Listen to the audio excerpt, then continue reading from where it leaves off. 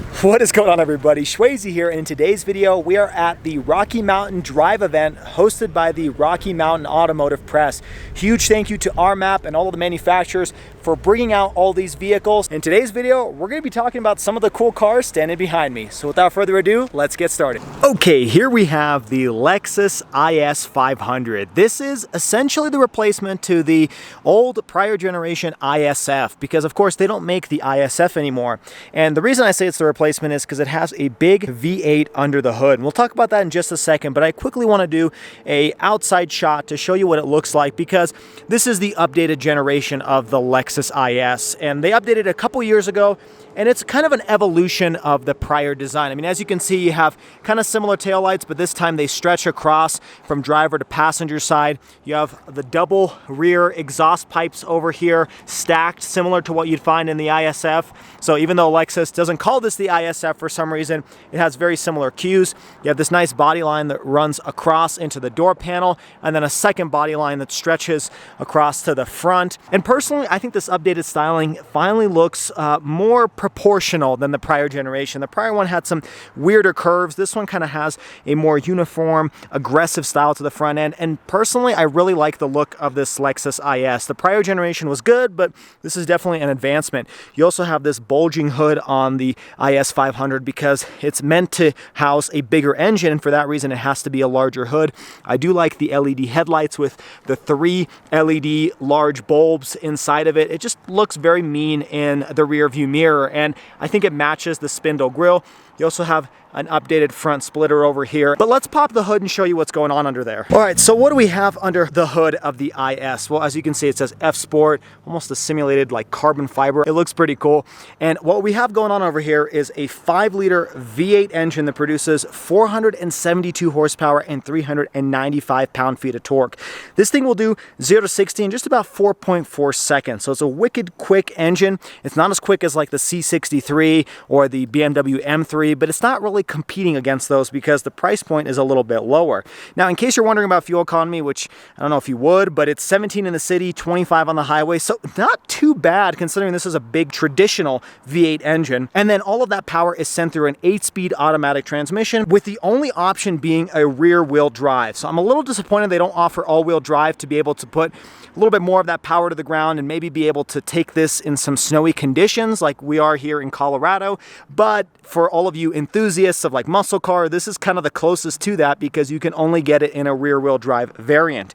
Now, this one also has a performance suspension because it's meant to be a more sportier vehicle and handle better. And you also have a limited slip differential, so that helps you with a little bit more traction as you're taking it on a curve. Now, another thing to point out is the body style is slightly wider because this is the sport-tuned version. And then in terms of brakes, you do have 4-piston caliper brakes, and you've got 19-inch performance wheels. So this should definitely provide for some better on-road stability. Now let's jump inside and talk about the interior. Taking a look inside the door panel, you've got soft touch materials over here, typical Lexus window switches. Everything's nice leather padded.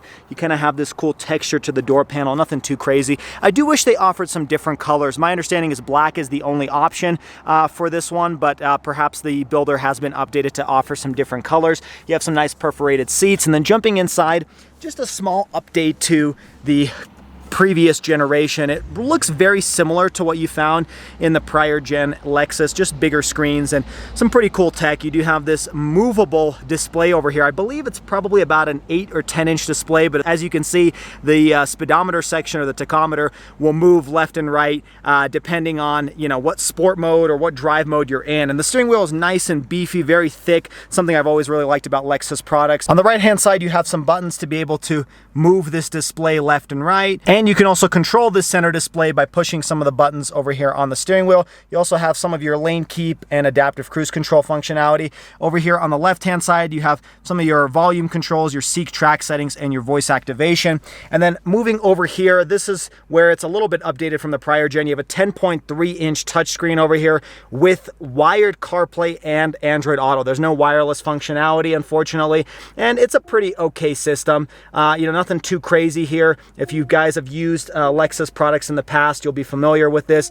I do think it's a little bit dated compared to what Toyota currently offers in some of their vehicles, and I think some of the newer gen Lexuses have some more updated software, but it's not bad overall, and you can control it with this haptic feedback control over here, which kind of vibrates when you go over certain icons, letting you know it's in the right area. Now, you do have a 360-degree camera over here, which the camera quality is okay. It kind of does this sweeping motion, and then you can regulate through different modes. It's kind of odd, like you can only pause it, but you can't shift it to where you want it to go.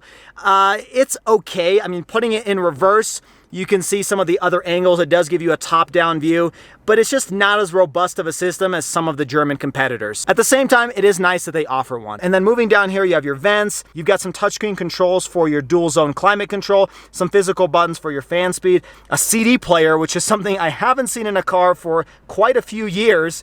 And then you do have your Mark Levinson premium sound system, heated and ventilated seats, which is nice, a traditional gear selector, which is kind of unique nowadays because everybody's trying to make some pretty fancy looking gear selectors. And then here are your different drive modes, which do change the displays of your center stack.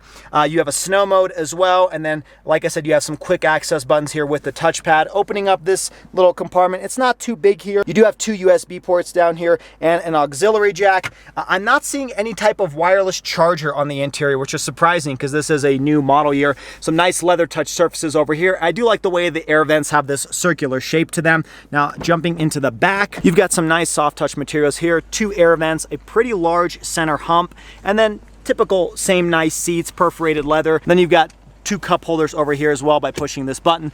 Nothing too crazy here. You don't have any type of panoramic sunroof, you just have a traditional sunroof, and you do have a rear sunshade that you can regulate from the front seats. Now, in terms of driving dynamics, I took this on a quick little test drive. It feels pretty quick, nothing insane amount of power, but it is fun to drive this car and hear that V8 engine and just kind of feel the dynamics of a traditional V8. There's no replacement for displacement, there's no lag on this thing. It just kind of accelerates, feels powerful, feels very similar to other V8 sedans.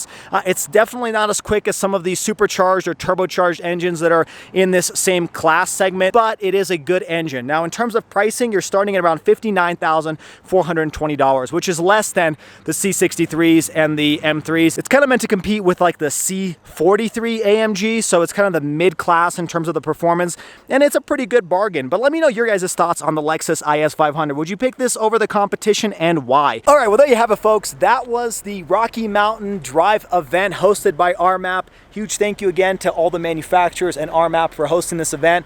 If this is your first time stopping by, make sure you hit that like button and subscribe to the channel for all of the weekly videos. Also, check me out on all the social media at Schwazy_. Until next time, everybody, I hope you stay Schwazy, stay healthy, have a wonderful day.